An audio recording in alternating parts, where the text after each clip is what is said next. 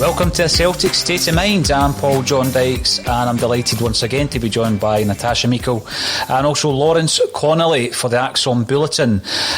We were told to brace ourselves for an announcement this morning. Natasha, was it a bit of a letdown, or are you quite happy with the way things are developing? Yeah, it's good that we're seeing some movement with McKay coming in earlier. With all businesses, high-level individuals leaving, joining, integration is key, and it's good that we're going to get this handover process with them coming in earlier before Lawwell leaves. But I think a lot of fans were expecting an announcement on someone else today. After the buzz on Friday, I think, we were more of a when rather than if we were going to get the announcement about how, and it doesn't seem like that's happening today. So there is a bit of concern starting to sneak in. Like we were talking about on Friday over the weekend, it seemed like a done deal. But the longer there's no announcement, it's a bit of a concern about what these hold-ups are. Why is there no announcement? And that bit of doubt starts to creep in. So I think the fans would like to hear something sooner rather than later before more of these concerns creep up and people start to get a bit uneasy. What are these hold-ups? What are these hurdles we're trying to overcome? The rumours over the weekend, or certainly yesterday, is that it's over this director of football or head of football operations or technical director role. How is everyone going to fit together?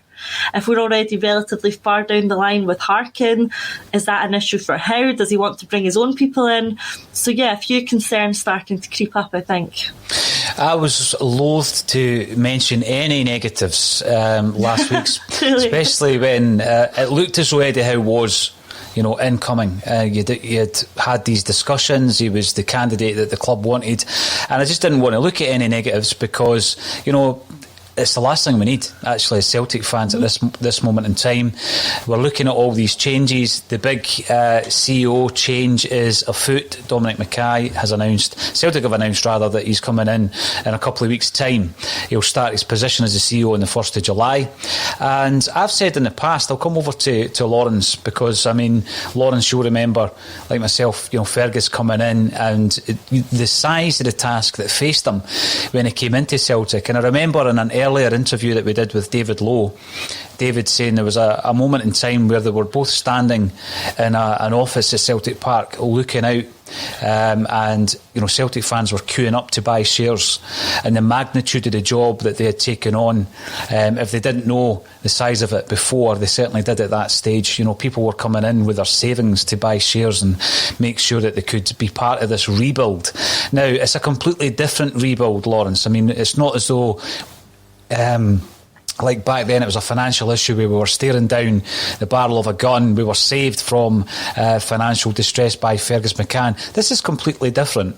But when you're looking at it, some of the positions that Natasha's already mentioned, director of football, technical director, or do we have a director of football and a head of recruitment?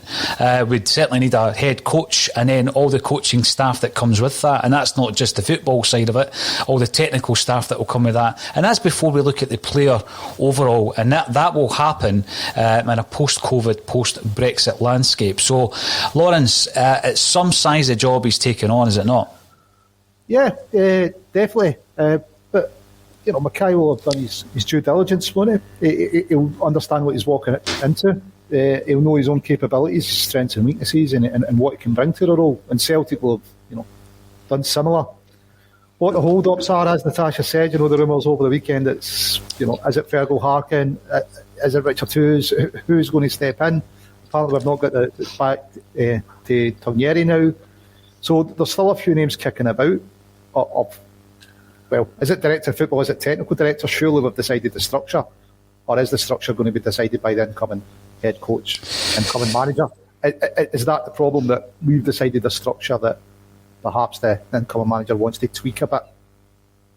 Well, the one thing you said there in relation to Dominic McKay coming in, and yeah, I'm sure he has, obviously, as the club have done, all the due diligence. Do you think the fact he's coming in early, Natasha, is an indication that he's coming in early to ensure that the Eddie Howe appointment doesn't fall at the last hurdle? Maybe he's needing to come in to see it over the line. I'm concerned that he has done his due diligence. He's taken one look around and thinks he needs to come in months earlier, which wouldn't surprise me, to be honest. Fair play to him. But I am a little concerned if the Howe deal needs McKay to come in to get it over the line. What can that possibly entail that can't be done before McKay gets in? The concern for me about, McKay coming in early, well, it's good. He's not going to be the one, or he should not be the one, making the footballing decisions. That's where we need to get a move on. Like we've touched on, we need these people in, like the head coach, the technical director, the head of football operations, whatever it's going to be. They're the people we need in place now. So while it's good that McKay's coming in early, we need the footballing staff in early, because McKay shouldn't be having an influence over that. Yes, he'll have an influence over who these people are going to be, who the head coach is and things like that. But the footballing decisions need to start getting made as soon as possible, and that's not McKay's role. So maybe him coming in earlier is going to get some deals over the line in terms of directors and head coaches and whatever the setup's going to look like. But he's not coming in, until mid-April, so we're still a couple of weeks away from that. Does that mean any announcement on a head coach or technical directors or head of operations? Is that going to be another couple of weeks away? Because the clock is ticking. And if we're waiting on McKay coming in to make these decisions and announcements, it just gets moved further down the line, and we can't afford to move anything further down the line at the moment. So yeah, I'd like to see an announcement on perhaps Howe or Harkin or whoever it's going to be. I think the fans would like that announcement to be this week, even if that means before McKay comes in. So I've still got my fingers crossed for that. Well, I think when you look at the date, the 19th of April, you think, well, we're all geared up for the big announcements coming in the football sense. I don't think we can wait 2 weeks, and I don't mean that in an impatient way. I just think we can't wait 2 weeks, because there will be other clubs looking at this situation. There will be other clubs looking at the fact that Eddie Howe is a prime candidate for a number of jobs, I would suggest, that are available or about to become available in English football. It's my understanding that he's been offered numerous jobs in the last 9 months at Championship level. I think now there are other clubs within the Premiership down south looking at someone like Eddie Howe. It was interesting this morning. Before I ask you this one, Lawrence, I am digging that T-shirt, incidentally, that you must have got on the black market. So tell me where you got it, so I can get one. Penalty spot in Sword Street, which obviously COVID is closed, but it's still available online, mate. Excellent. Speak to Kevin at the penalty spot. Or somebody out there might want to buy me one as a wee gift. But Eddie Howe, so I woke up this morning, I'd heard all the same rumours as everyone else. You're trying to add 2 and 2 together, and you think, right, 7 o'clock this morning, an announcement. It didn't quite happen. Then, obviously, we hear that Dominic McKay is coming in early. I think that's brilliant. As we've already heard on this podcast, he's already started to engage with Celtic supporters, which I think is fantastic. We heard that last Monday on the Bulletin, that he's phoning Celtic supporters at home, which is tremendous, because I actually can't, and it's no disrespect to any individual, I can't ever see a time where I'd be sitting in my living room and Peter Lawwell would give me a wee phone just to make sure everything was okay. I don't think that was ever going to happen, but the fact that Dominic McKay's already done that prior to being in position, astounding, great start. And that's only one occasion that we're aware of. There could be other occasions where he's getting in touch with Celtic fans, he's engaging with them, he's trying to get an idea and build a picture of how we're feeling, how disenchanted we have been over the last 12 months or so. So, Lawrence, I was watching with interest this morning the news coming through, and there was a couple of interviews actually with Simon Francis and also David James. Now, you remember in Neil Lennon's early days, he tried to sign David James. Excellent goalkeeper in his day. I was always a fan of David James. And both of them were talking about their memories of Eddie Howe whilst both players were at Bournemouth. Quite interestingly, David James said that his understanding of people is second to none. He's tactically superb, and he's within the top 2 managers that he ever worked with, the other one being Harry Redknapp. So David James obviously holds Eddie Howe in high esteem, but there was a caveat to this, and it was that should Celtic drag their heels any longer, there might be an issue, because clubs in England are watching this situation with interest. If indeed it is all around the director of football and the fact that Celtic may be further down the line with their own choice, as has also been suggested today, do we go with Eddie Howe and go with his men? Listen, Gordon Strachan touched on it as well, but it may be Howe dragging his feet. We don't know. I mean, Strachan said Howe's agent will be out there now going, listen, I've got a firm offer from Celtic. Can any of you beat it? It's the market we live in. It's do we go with Howe's men? It depends what promises you've made to other people. If someone else has been promised the job, and it's a kind of difficult situation for him if he's currently in employment. He's told his managers, by the way, I'm going to Celtic, or it's out there that he's going to Celtic, and then Celtic come back and go, actually, we know we made you a promise that it was yours, but tell your current employer you're staying. So I think you've got to kind of try and be fair to all parties. But for Howe, appointing his assistant manager and coaching staff has got to be within Howe's remit. Whether he appoints or how much he has in the technical director or director of football, it's completely different. It's almost as if he's pointing the guy above him, which is strange. I know football's a strange world, but it'd be strange for that to happen. Is he saying that he can only work under one director of football? Is that because he's experienced at Burnley? I don't know. But we all want it done sooner rather than later. But if I was either party, I'd be drawing a deadline at some point this week, because it doesn't all go well statistically in recruitment. Negotiations that drag out over a long period of time. It's probably something that's getting forced in than something that's kind of meant to be. And we need to either say, look, it's going to work, or it's not. That's interesting. We're getting a bit of inside gen on the recruitment world there, Natasha, from Lawrence, who is a recruitment specialist. Talking of recruitment, I mean, let's not forget, and the one big reason I would like to get the manager in, as well as the fact that someone might try and pull the rug from under our feet, is that we need that manager to come in because of the huge task ahead of him in terms of the personnel, the assessment process. We've been speaking about even just the loanee situation, Natasha. You look at that game the other night, and we'll touch on it again, whereby we've got 2 loanees playing right and left back, and that's simply because we don't have enough players. Otherwise we'd have Anthony Ralston at right back, the only other recognised right back, right? Someone else pulled me up for that, saying surely we've got a youth player. Well, tell me who it is, because there isn't a youth player who's played that position for the first team. And if the crop of the cream of the crop were played in January, and that was the best that we've got, then I don't have much hope that we've got a right back who could step in at this moment in time. On the left hand side, we've got Greg Taylor and Bolingoli when he comes back, and when he's back to full fitness, once Laxalt goes back to AC Milan, if indeed he does go back.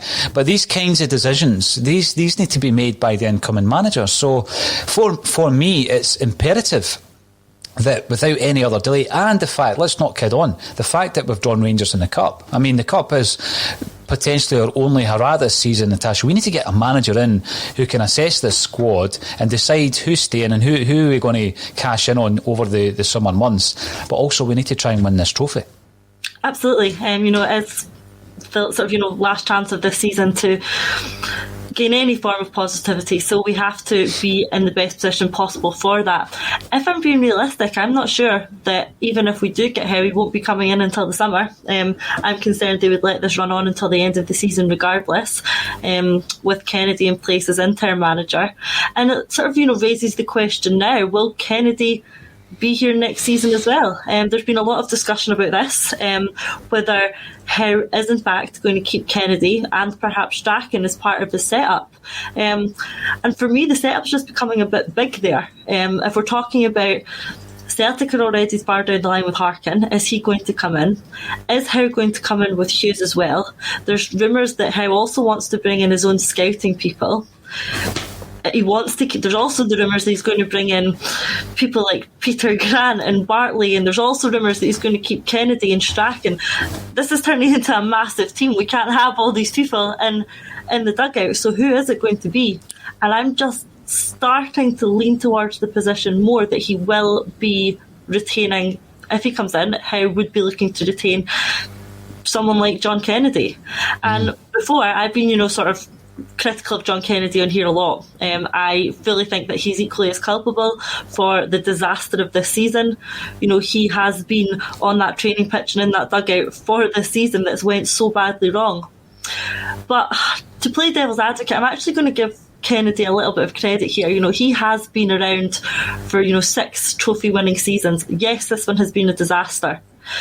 Yes, I do think he's culpable for some of it, but he's widely touted as a very good coach by a lot of top managers. He gets a glowing write up from all the players, and maybe with all the changes that are looming, the change of CEO, manager, backroom staff, captain, squad. We talked about Scott Brown as needing to stay to create that stability, somebody who gets the club, who can have that influence in the background. Maybe the feeling around the club and with Howe is that the person to do that role is Kennedy. So maybe there is a job for Kennedy in this backroom setup after all. And if there is, then maybe it's him who's assessing the squad right now and going to advise Howe and the team on that when they come in. So I am starting to lean towards the possibility that Kennedy does have a role here and that we will see him as part of the setup next season. I'm glad you brought that point up because I think it's one that needs to be discussed. Now, John Kennedy is obviously surviving the Neil Lennon regime. We spoke after the game against Falkirk, the fact that all around the fact that John Kennedy has been in charge for 4 games, and in that time we have had 97 shots at goal. And we have only scored, and let me double check this, 5 goals, 3 of which were against a team in the 3rd tier of Scottish football. That's a slight concern. I would suggest that if you're scoring 5 goals and about 100 shots that you've not got your shooting boots on.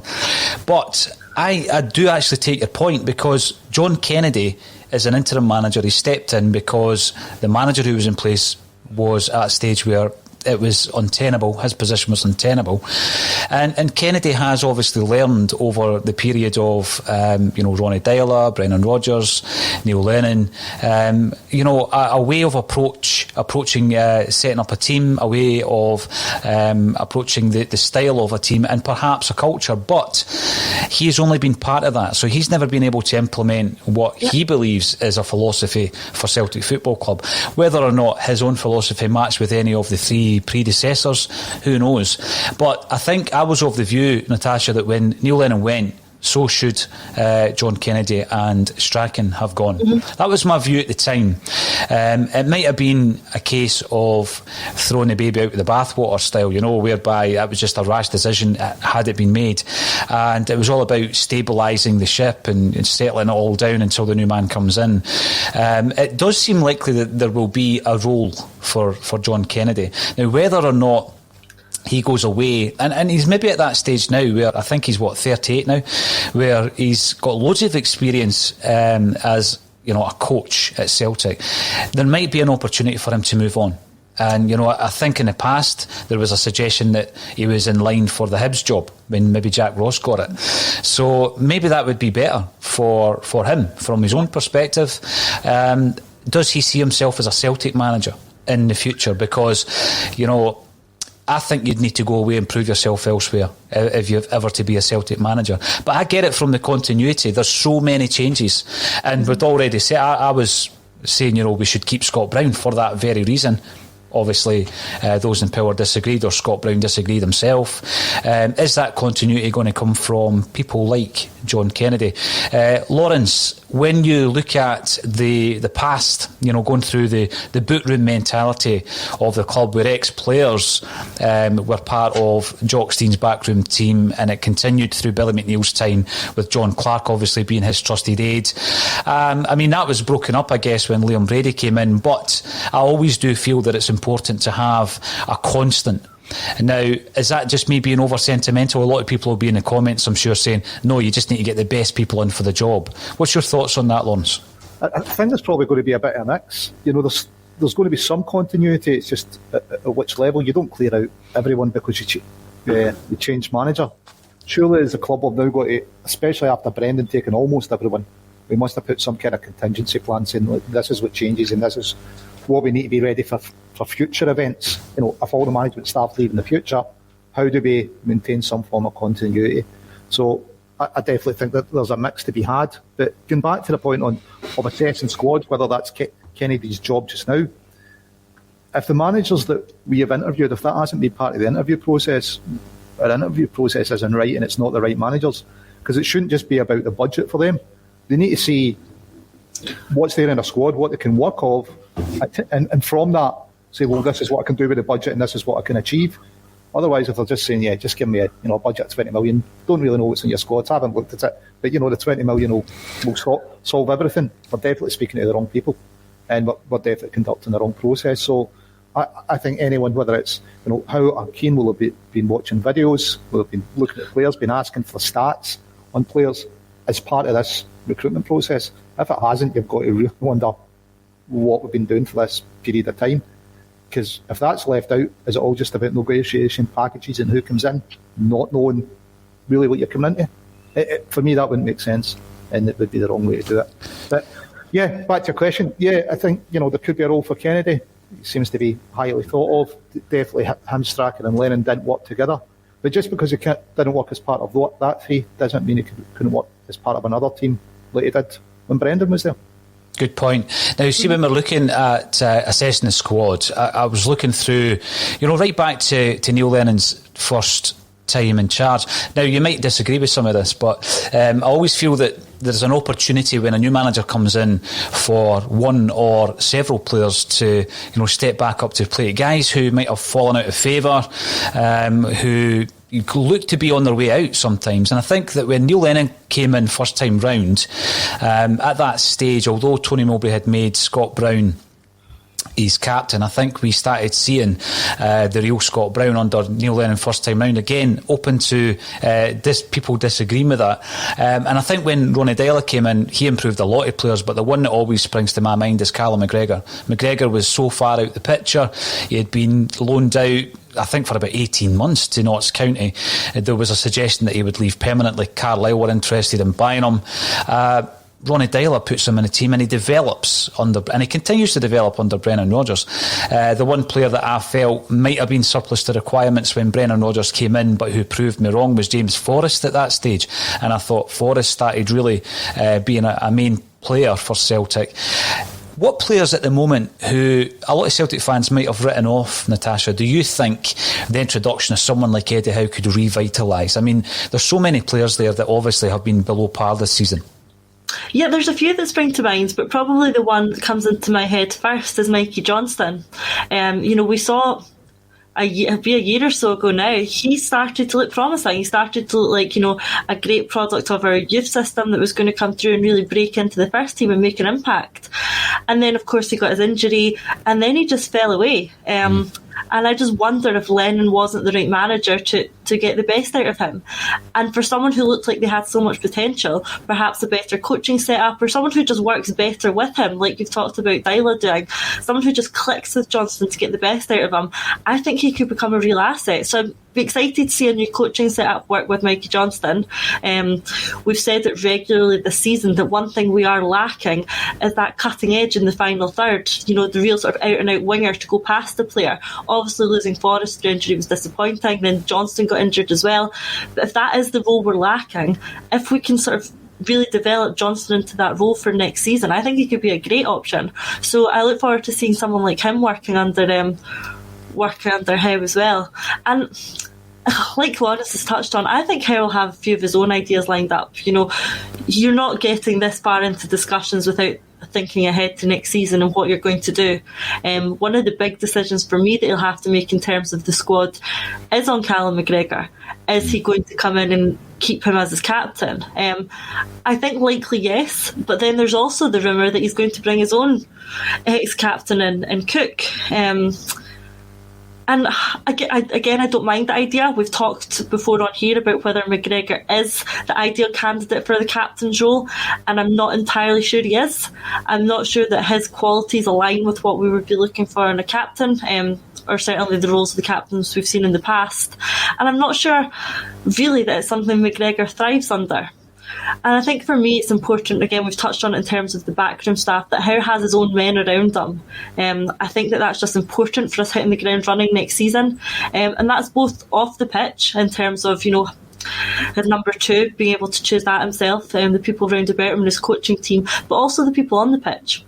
With such a big rebuild exercise on the horizon, I do want Howe to be bringing in people that he wants, or that he's worked with before. I think that'll lead to more cohesion going into the summer, and then we can hit the ground running more easily next season. So if he does want to bring some of his ex-players or players that he's worked with before in with him, and perhaps make one of them his new captain, not something I'd be totally opposed to. When you think back, I think, Rodgers brought in a couple of guys that he had known from previous clubs. He had worked with Sinclair, obviously, and, it does work because you know what you're getting with that, and it gives you, as a manager, the familiarity. It's an interesting point around Johnson because, like everyone else, since Howe's been linked to Celtic, I've done all the usual, watching all the interesting coaches' voices, videos, etc., reading all the in-depth, long-form articles, and it would seem that Eddie Howe does like the wide men. He likes to utilise wide players, Natasha. So that's an interesting one because it's an important season, this season, for Mikey Johnson, isn't it? I mean, I know he's been hamstrung with the injury and all that, but he's completely fallen away from the first team squad. So it's maybe good timing for Mikey Johnson. Mm-hmm. Yeah. And again, when we're looking at that situation with players being developed, Lawrence, it's one of the things that was a big criticism, I think, of many Celtic fans towards Neil Lennon, was that he didn't develop a lot of the kind of younger talent. I've heard some people saying the same about Eddie Howe, but when you look at his record, there certainly were players, maybe not all coming through the Bournemouth setup, but players that he brought in, developed and sold on at Bournemouth as well. So is that a concern for you? Yeah, I think it's getting a winning team on the park, and whether that's developing or purchasing, developing's preferable to buying in when it's cheaper and it allows us to have a kind of longer term plan. I think how, if he likes to work with wingers, it's something we've not really had this season. I think it's something Lenny asked for at the beginning of the season, 2 wingers to come in, and it wasn't delivered by either a recruitment policy or a CEO. It didn't happen. Mm-hmm. Who could he revitalise? He could probably revitalise Callum McGregor, because I don't think Callum's had the best of seasons. Or if we look out on loan, what about Shred and Jack Hendry? That they've been getting rave results where they've been. And if that would be an example of us using the loan system to the best effect, I think everybody was excited when we signed Shred. He had a good goal scoring and assist record. Questionable attitude in training when he got here. Questionable attitude in training when he went out on loan. But his loan manager said that he had a frank conversation with him, and it seems to have adjusted Shved's attitude. Could he come back with the better attitude and better application in training that's going to allow him to get a first team start or be in the first team squad? It's all to play for I think, everyone in that squad, because who's performed at the level we'd expected them to perform this season, or who's outperformed? Welsh maybe has outperformed the level we'd expected. Anyone else has performed better than we have? Perhaps Taylor. I think he's been solid and good assist record. You're struggling after that. Who's at the level they should have hit, or who's went beyond the level they should have hit? Honourable mention for David Turnbull, I think, Lawrence. But yeah, you're right. You're spot on. There's a lot of players there that didn't really reach the heights you would have expected. But interestingly enough, on the Callum McGregor question, Brendan Rodgers has been linked again with Callum McGregor. Rodgers has come in. He appeared on the Robbie Fowler podcast. So he obviously, avoided Axom and went straight to Robbie Fowler instead. But he spoke about his departure from Celtic. He spoke about a number of things which were quite interesting. But he is apparently back in for Callum McGregor and also Odsonne Edouard. Now, I'm kind of resigned to the fact that Edouard's on his way. It's probably the right time for the player. Unfortunately, we won't get what we thought we were maybe going to get a year ago, I don't think. But that's, more to do with the current financial climate than anything else, I think, Natasha. But, Callum McGregor, if someone like Brendan Rodgers was to come in for him, I thought the unthinkable was Tierney leaving Celtic. I then thought it was unlikely that Brown would leave. I thought he was going to finish his career at Celtic. Do you honestly see Callum McGregor in somebody else's jersey? We might have to get used to the possibility. I didn't think I'd ever have to imagine Scott Brown leaving Celtic and joining another Scottish team. I thought that was definitely out with the realms of possibility, but here we are. We will have to face that next season. Will we have to face similar with McGregor? It's entirely possible. I think it's going to be up to Callum. He either goes down one path now, which is that a new manager comes in, makes him his captain, and he signs up to another couple of years at Celtic, and that's it. Or he sees now is the right time to make this move down south and really test himself. He might be looking at players like Armstrong and how well he's doing at the moment and thinking, this is my chance to give that a crack. Will it come up again if I don't move now? Maybe not. So I think a lot of it might be up to Callum. And equally, if the situation arises that we previously discussed, and that Howe comes in with his own captain or a player lined up to be captain, would that turn McGregor's head and think, maybe this is the out for me, maybe it is time for me to pursue something else if he's not getting signed up to that role? Maybe. I think largely it's going to be down to Callum. I'm sure he will have, pretty quickly we'll be having discussion with the new manager who comes in. He is, to all intents and purposes, the captain now. I'm sure if Brown is having this discussion with the new manager coming in, McGregor would be heavily involved in that, given Brown's outgoing status. Mm-hmm. So I think during those discussions, McGregor will probably decide his own future. And to be honest, I can see it going one of two ways. I can picture him moving down to Leicester to work with Rodgers. But like I said, I think it'll depend on where he sees his career going now, because I think he's at a bit of a crossroads. And it could be his time to depart. Interesting times, as you say. I never ever thought I would be watching an Aberdeen side that potentially are captained by Scott Brown, with maybe even Lee Griffiths up front. We'll need to see how that one pans out. But Brendan Rodgers, the fact that he may well be interested in these players is making me go back to the original point. Get Eddie Howe in right now, because he might actually change the minds of some of these guys. The other player that I was reading about this morning on Callum McFadden's blog was Chris Ayer. Lee Clark managed him at Kilmarnock. He's basically saying this is a boy who could walk right into the Premiership in England. So there is going to be interest in players like that. And as you say, Natasha, some of them are going to be looking at their own cycle at Celtic and thinking, I'm coming to the end of my time here and it's time to make that move before I get stale. Also, we can't get fooled again. We can't be in a situation 2 or 3 months down the line where 2 or 3 players want to move and we convince them to stay, and they're just not firing on all cylinders. Now, Lawrence, I'm going to ask you there. I mentioned Lee Griffiths, and again, he is heavily linked to Aberdeen. 30 years of age, a natural-born goal scorer, probably our best goal scorer at the club. With regards to Griffiths, he played the other night. He was misfiring, I've got to say, against Falkirk, probably because of a lack of match sharpness. Not so much match fitness, but match sharpness. He just didn't have that sharpness about him. Does he have a future at Celtic, Lawrence? And if not, shouldn't we be trying out players like Ayeti to see if he is going to be part of Celtic next season? For me, Griff to Aberdeen, what could Aberdeen afford to pay? 1.5, 2 million? What you're going to get up front for next season for 1.5, 2 million, it's going to have the capability of Lee Griffiths. So for me, I think he would have a future, whether it's as a first team starter or a striker that's coming off the bench. I think we're really short up front. Yeah, I'd like to see Ayeti get more game time between now and the end of the season and see what's actually there. When he first came in, he scored a few goals. He was almost 1-2 at Ball, which is some time ago. It's almost as far back ago as Lee Griffiths' 40-goal season.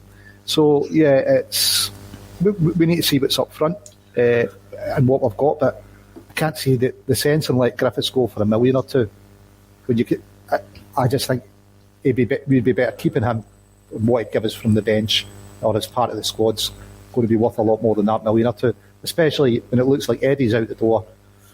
Polish Paddy, who knows, and we don't know if he's going to cut it or not. So that's a forward line just now, isn't it? Or forward department of 4 forwards. We're definitely losing one, and we're unsure of 2 of them. So, on that basis, keep Griff. See, the big thing for me, the way you're talking there, I don't disagree with that, Lawrence. Yeah, you're right. You're talking about a deal probably for 1.5, 2 million. You could never replace the goals that Griffiths gives you with that kind of money, Natasha. But when you're looking at the value of Lee Griffiths, or even Olivier Ncham, who I guess will be shown the door at Celtic, Tom Rogic, the guys, these players' values have dropped dramatically from where we were maybe this time last year. Massively, yeah, absolutely. I think I probably disagree with Lawrence actually on this. I think it's time to let Griffiths go.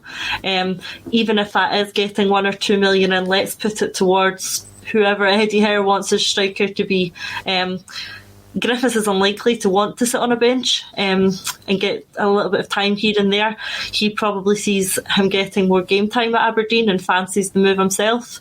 And like we've already touched on, we can't afford to keep players who don't want to be here. It didn't work out for us last season, and it won't work out for us if we do it again this season. If Griffiths wants to go to Aberdeen, I don't want to put the brakes on that and have an even unhappier Lee Griffiths around the club, getting a bit of 10 minutes here, 10 minutes there. I think we're as well cutting our losses on that one. And yes, the value might be low. It might only be 1 million if Aberdeen can even afford that. But I would let him go. He didn't bring us very much this season. He's not showed me any signs that he's getting back to the goal scorer that we think he can be. Cut our losses, take what we can get for him, and look towards putting that towards a new striker. Yeah, and I suggested, although our colleague Colin Watt totally disagreed with this one, that it might be a make weight for the Lewis Ferguson deal that has been mooted. He seems to divide opinion among Celtic supporters, but I think that we have for too long kind of overlooked the Scottish talent, and I think when you look at the impact that David Turnbull's had this season, there are talented players out there. You just got to look at the Scotland squad. You've got to look at some of the players have gone down south and made a big impact that we could have had for, I'm not going to say a pittance, but certainly when you compare it to the value of the likes of John McGinn now, we could have had him for £3 million. I mean, so I don't agree with Colin on the Lewis Ferguson one, and I could see that being a good deal for both parties if we use Lee Griffiths in that way. Yeah, no, that would be a deal that suits me. I would be quite interested in seeing Lewis Ferguson coming in. If you look around the league, not looking any wider than the Scottish League, if you look around the Scottish League right now, the most natural replacement for Scott Brown may be Lewis Ferguson.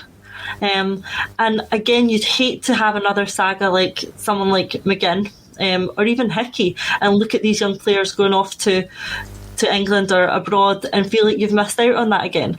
Mm-hmm. I don't want to see Celtic miss out on another one. So if there is any interest in Ferguson coming to Celtic and Griffiths going the other way, then yeah, that would definitely be something that interests me. Look how well Turnbull's done since he's come in. I don't see why Ferguson couldn't have the same sort of impact. And in terms of the Scottish player thing, I think we need to find the right balance between players like, perhaps in midfield with McGregor and Turnbull and Ferguson and that type of player. And if we just sort of enhance that with, the sort of other type of player, if we're talking like that, if we're looking at players like El Yunusi and Edward and Ayer, so if we have a sort of blend of these good Scottish players who are going to be great for us, and also some of these players who we might have to get in on loan, or players like Ayer who we bring in younger, develop them, give them game time here, and then sell them on for a higher value. So if we have a model that balances both of that well, I think that's what we need to try and look at doing for next season. And Ferguson could certainly help come in and fill that quota of the Scottish player that we're looking for. Yeah, I would welcome him. I think he's an excellent talent, one for the here and now, not so much the future as well.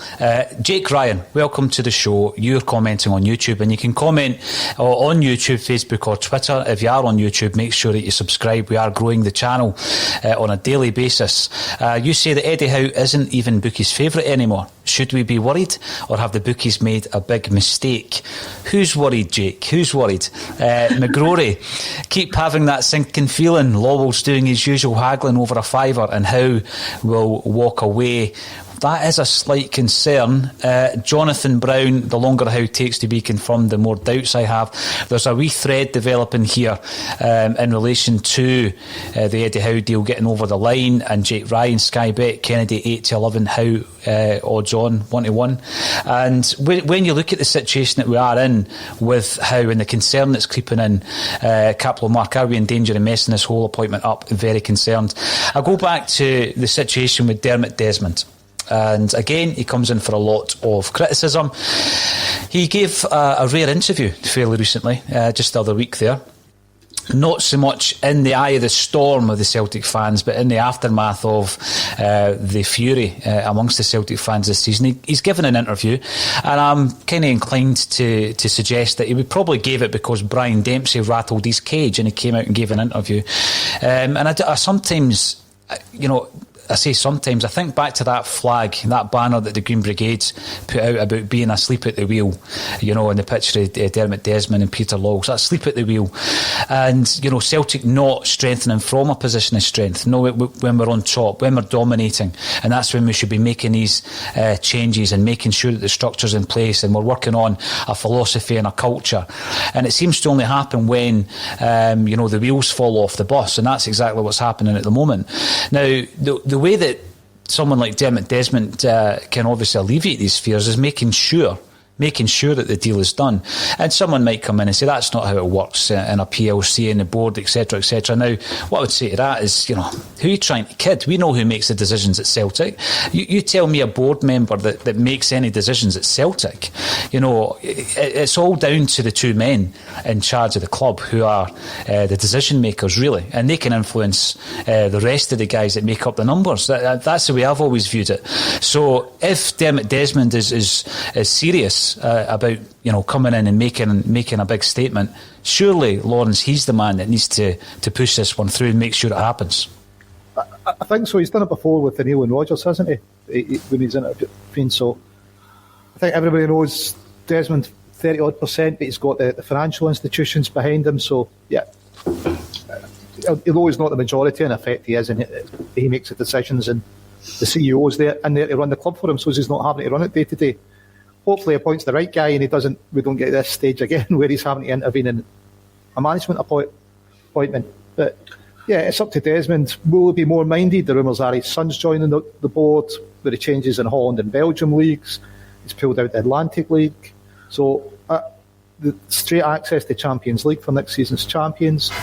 Perhaps he sees this is a time where he can get a better return if he was to do the unusual and invest some of his cash into the business as an investment rather than just buying, uptaking a new share issue, increasing his shareholding. But I think it is down to him. If he doesn't do it, you've got to ask, well, what role is he playing? When you look at the situation that we're in, Natasha, the fact that the fans need positive news to come in, and obviously Dominic McKay coming in early is positive news. On the horizon, there's always this situation with regards to renewing season tickets, and surely the club, in fact, of course they do, they know that this is really hinging on, and I don't mean a marquee signing, I don't mean a high-profile manager, because I'm not interested in Eddie Howe because he's a high-profile manager. I'm impressed in his approach to the game. I'm impressed with his ambition, his philosophy, the way that he wants to challenge himself. It sounds as though every interview that I've read or heard from ex-players who have worked under him, he's the first in the morning, the last to leave at night. He's a 24/7 manager, and I think that's what Celtic needs. Yeah, I mean, like everyone else, I watched the YouTube videos, I watched documentaries, I read the interviews about him. The accolades he gets are outstanding. From people who know a lot about football, and you look at Jurgen Klopp's previously come out and said he's one of the best coaches that he's seen in the game. I mean, for someone like that to give you that kind of accolade is a big deal. Players that he's worked with, coaches that he's worked with, they all talk very highly of them. I'm going to caveat that and say so does everyone who's worked with John Kennedy. But I think the people who are talking about how are the people you stand up and listen to and take notice of when it comes to football. And I think the board just need to look at, or the club need to recognise the good feeling gathered in the Celtic fans on Friday afternoon when this announcement started to look imminent. You know, the fans were excited again. There was a bit of positivity. You know, we all just have to look at our own social media pages. There's a buzz about, you know, when this sort of announcement was looking like it was on the horizon. And that buzz has been missing all season. It's been flat and miserable. And now, you know, the thoughts of someone like Howe coming in has given everyone this lift. The board need to capitalise on that. The absolute last thing they can afford to do is get this wrong and for this to let this slip.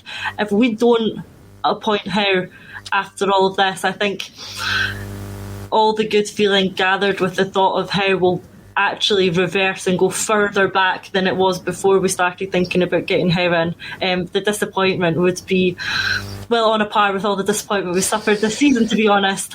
But I think there's a serious risk of how damaging this could be if they don't get this deal across the line now after all of this build-up. You're right. You know, the circumstances we're in at the moment, and I say a big if because I'm going to try and remain positive on this one, because there's no other way to be, is there really? You can't imagine a situation where this doesn't actually happen, and as is suggested by Pat O, Eddie Howe might defect to China. I mean, we never know what's going through anyone's minds. We know that money can be a massive motivator for individuals, but at 43 and with his managerial record as it stands, he, I think, as a manager, isn't at that stage, is he? You know, he's not at the stage where, you know, Rafa Benitez had won in various countries European trophies, for example, or, you know, Slaven Bilic had managed for years in the top flight of English football. These guys have gone to China, and let's be honest, they've gone there for the money. They've just basically gone there, and you get the impression that as soon as an opportunity arose again in English football, they would come back. So they're over there just for the money. It's a nice wee stepping stone until they get an opportunity to come back to English football. I don't think Eddie Howe is there. I don't know the guy personally. You're trying to read through the lines. You're reading the interviews. You're listening to ex-players talking about him. And I certainly hope he's not at that stage. And you know, if it does happen, Natasha, it will be a group chat message to see who wants to come on for an emergency bulletin as I'm driving into my work at 7 o'clock in the morning. Paul Cockwell is talking about he would love Griffiths at Hibs. Paul, of course, is a Hibs fan, but don't think we can afford him. It would be good, Griff and Nisbet up front. The situation with Lee Griffiths, it's an interesting one time-wise as well. Looking at Bernadette, who totally agrees with Natasha, Griff has to go. And the situation with Griff, there's another really good point coming up here. McGrory reckons that he might come back to haunt us. Yeah, absolutely, that would be one of my fears. But we're looking, here we go, it's Mark Bradley looking at the wages. Griff would prefer to sit on a bench for 18 grand a week than play for an Aberdeen at 5k a week. Now, there is a situation here, Mark, where ordinarily I would agree with that, and I think that's just the way modern football, and we all know you know, the situation with it being a short career and you've got to really make hay while the sun shines, etc. We all know that, but I think Griffiths is in a situation at the moment where he's out of favour for Scotland. Whereas, you know, he worked so hard to get into the plans under Gordon Strachan. You know, Lawrence earlier on mentioned that pivotal season where he scores 40 goals 5 years ago now under Ronnie Deila, and Gordon Strachan didn't want to play him for Scotland. He was the best striker that we had and he was struggling for goals. Scotland were struggling for goals. He eventually breaks in. He has that memorable situation where he scores the 2 goals against England. 2 incredible goals. The only Scottish player that could have scored those 2 goals, I think, at that time. So when he's looking ahead and he's looking at probably a once-in-a-lifetime opportunity for him to play at a major finals for Scotland, he needs to be playing games. So he would need to weigh up the 18k a week that undoubtedly he's getting at Celtic and the wage drop that he would be getting at Aberdeen. He would need to, I guess, look at how they could structure a deal. Are they able to structure it insofar as, you know, Johnny Hayes was able to go back to Aberdeen and take a wage cut. So there's ways of structuring deals where that's been offset, so they're going to actually have to pay him double wages next season. But Lee Griffiths would need to look at this from a professional perspective. Does he want to play for Scotland in the finals of a major tournament? Because if it doesn't happen this year, it never will for Lee Griffiths. He's 30 years of age. He's only got 1 year left on his deal at Celtic, so he could be saying, well, where will I be in a year's time? albeit the club won't have to pay a transfer fee. How can he negotiate a deal at 31? He's a year older. He's maybe not had much football, next season with Celtic. So, although I take Mark's point on this one, Natasha, I think if he's got any ambition, Lee Griffiths probably should be looking elsewhere. Yeah, absolutely. And it's hard, you can't put yourself in someone else's shoes. But I think if I was Lee Griffiths at this stage of my career with the Scottish, issue on the horizon and wanting to get back into that squad, I would be moving. Yes, of course, he's going to get a higher wage at Celtic, but this is probably his last chance to get game time again, his last chance to get into a major tournament in Scotland. I think he would regret it if he didn't move now, which is why I think he will be pushing for this move to Aberdeen. And like I've touched on before, if he wants to go, let him go. Similarly to players like Hayes and Gordon, they just wanted to play football again. And I think Griffiths is more likely to be like that as well, to be honest. I think he'd rather take the wage cut, go to Aberdeen and get more game time. I think Gordon's a good example as well. Natasha, he's a player that last season this season rather, I'm already writing it off by calling it last season. This season we could have been doing with a Craig Gordon. You still see his ability. Again, talking about Scotland, Lawrence, is Scotland such a big pool? Surely playing at the finals of a major tournament will be at the forefront of Lee Griffiths' mind when any decision is made. Yeah, I think it'll play part of it, but it's also Lee's last ever deal, isn't it? Whatever he decides. Does he go to Aberdeen and drop to 5k, or does he think, I can speak to the new manager, whoever it's going to be, I can have an impact at Celtic, and at the end of this season I can sign a last deal as a free agent and increase what I'm going to get for the future. Scotland, we aren't awash with striking talent. If he's coming off the bench and scoring regularly for us, or if he believes enough in his own ability to think, well, Eddie's gone, I don't rate Polish Paddy and I don't rate Ayeti, so starting place is mine now, unless they bring in a big name, but at least I'm going to be his number 2. That's enough for me to get back in the team. Or is it playing for an Aberdeen team that he won't get as many goal scoring chances? Is it all playing for Celtic, coming off the bench and scoring, or potential starting and playing in Europe? Then at the end of the season, he gets to negotiate a deal as a free agent. So there's a lot of things for Lee to weigh up, and I suppose it's having the luxury of chatting with whoever the new guy is going to be and seeing where he fits into the plans. If the new guy walks in and goes, Lee, listen, not my plans at all, it's an easy decision for Lee then, isn't it? Whereas if the new guy walks in and says, well, look, this is where I see you, your role in the team, either number 1 or number 2 striker, it's a harder decision for Lee to leave then, I would say. Oh, it is.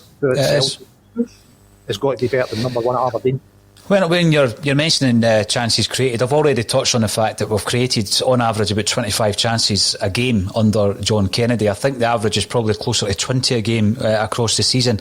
A striker like Lee Griffiths, if he was playing 40 games a season, would score you goals. Simple as that. I mean, he's not been his fittest this season, which has been one of the biggest issues physically, fit that is, and he's just not been in, and he's never got started this season. Had he been firing on all cylinders, I'm talking about the Craig Gordon, it's all ifs, buts and maybes from day one this season. We could have been having a different conversation entirely, but this is an interesting point from Moravchik25 on YouTube. On the training ground at 6:30am preparing, that's Eddie Howe. Now, I think if you compare and contrast that to some of the issues we've seen with Lee Griffiths this season, we won't go into them, but it's all around lifestyle and preparation and taking your own body and physical situation seriously. In the modern day, that should be a given for a professional footballer. You might have got away with that even 10 years ago, but not now. You hear stories about, even under Martin O'Neill, that being quite a relaxed scenario. And when Gordon Strachan came in, and Strachan is notoriously a fitness freak, and they were talking about double sessions, and Chris Sutton straight away said, I know my own body, I don't need to be doing this. Situations where Roy Keane comes in and Big John Hartson's eating packets of crisps on the team bus and drinking fizzy juice and all that kind of stuff, full fat juice, all that kind of stuff. We take it for granted because we're not athletes, but I don't think Lee Griffiths is fully bought into that lifestyle. And if someone like Brendan Rodgers comes in, that'll be a shock to him. as it was with a few players, I think. And then when someone like Eddie Howe comes in, again, I just don't think Lee Griffiths would fit that mould. You know, how good would he be at Aberdeen? I think he would be a phenomenal signing for a team like Aberdeen. Coming back to haunt you, yeah, we've had plenty of strikers in the past. You know, in my day, it was always Tommy Coyne. Tommy Coyne was always scoring for Motherwell every time we played them, and he was a striker that we let go for about 300 grand or something like that. Now last week, Natasha, we were talking to the Celtic FC women's team, and it sparked my own interest, and obviously there was a big game. It was live on Sunday.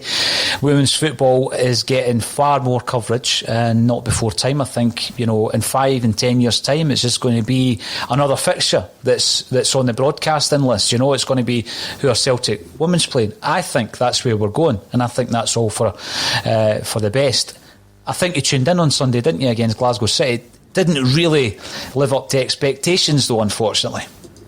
I did, yeah. It was frustrating. I think, you know, the team and Fran Alonso himself will acknowledge that the performance wasn't great. But, you know, there's circumstances to be taken into consideration. You know, they haven't played a competitive match in nearly 5 months now, and I know the same will apply for Glasgow City as well. The conditions were absolutely awful. I don't know if anyone else watched it, but it was not prime conditions for a game of football. But it was absolutely excellent to see them back out there playing competitively again. And this is always going to be a tough match. You know, Glasgow City have won 13 leagues in a row. They have been relatively unchallenged. But I think, you know, Celtic and Rangers as well are getting closer now. It has become a bit more contested. So while, you know, this is always going to be a tough game for them, I think they're certainly going to be there or thereabouts, you know, looking at this season, next season, and the coming seasons. And it's brilliant. It's brilliant to see women's football being competitive in Scotland. And it's brilliant to see the media and other broadcasters supporting it. You know, the new highlight show on a Sunday by Sports Scene's absolutely excellent.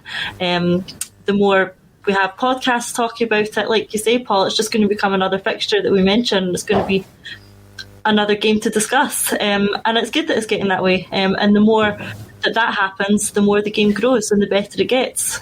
So yeah, very positive, and I think definitely taking steps in the right direction. And a lot of people should be looking out for the games that come up on BBC Alba. Tune in, have a watch, and let's help the game grow.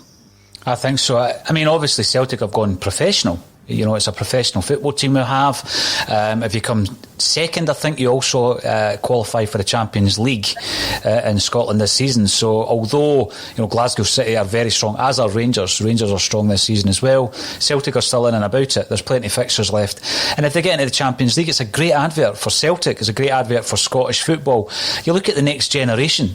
You know, it's not just your boy who might be a footballer, your girl might be a professional. It's brilliant. I think it's fantastic. I'm buying right into it. Lawrence, there is a fixture this weekend. We are coming up against Livingston.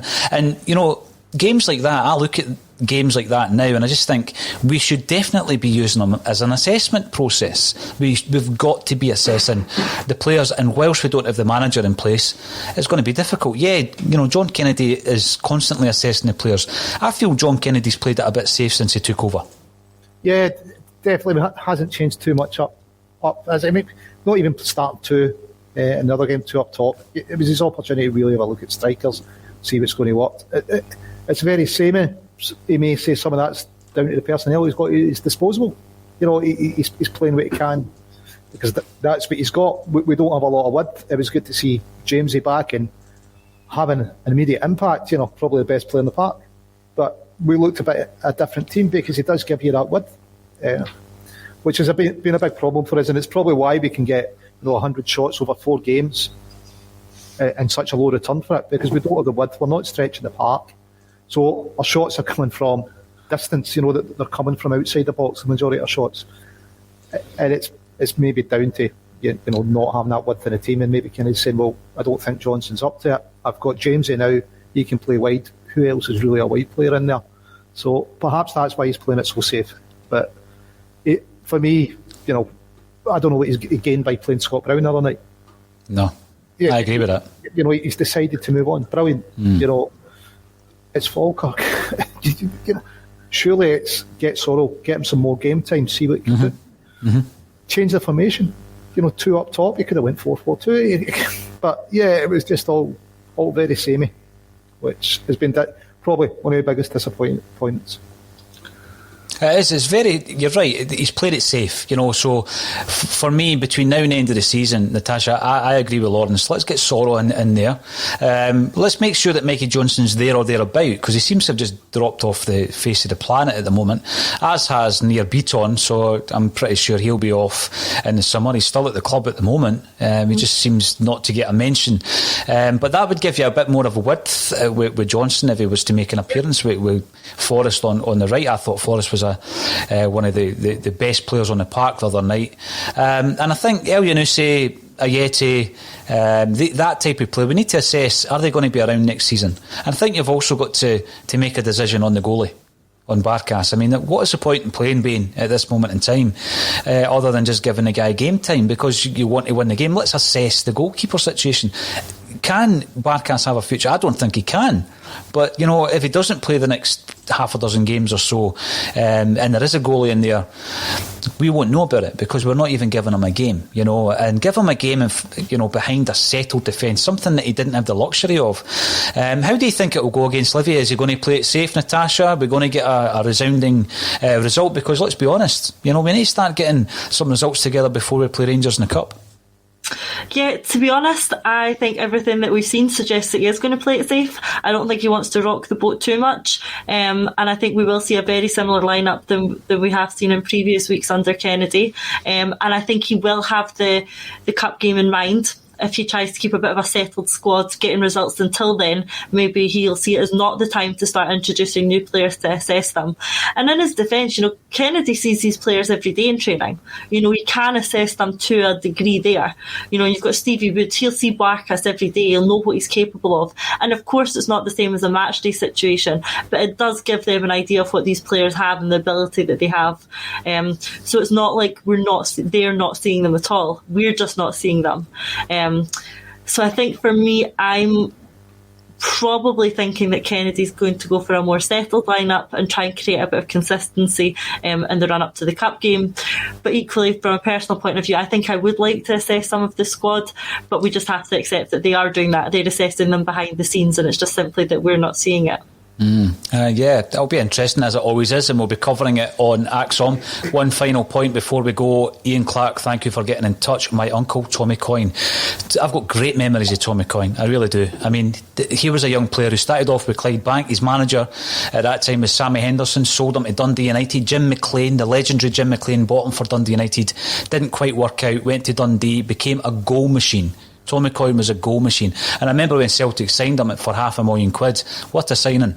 But he didn't play for a great Celtic side, unfortunately. But I've got some great memories of Tommy Coyne, Ian, so thanks for sharing that with us. Thanks everybody for getting involved on YouTube and on Facebook and Twitter. And we will be back tomorrow at 12:30, unless, of course, there is an announcement. And then we'll need to dive back on and have an emergency broadcast. But all that's left for me to say in the meantime is thank you, Lawrence Connolly and Natasha Meikle, for once again joining us on A Celtic State of Mind.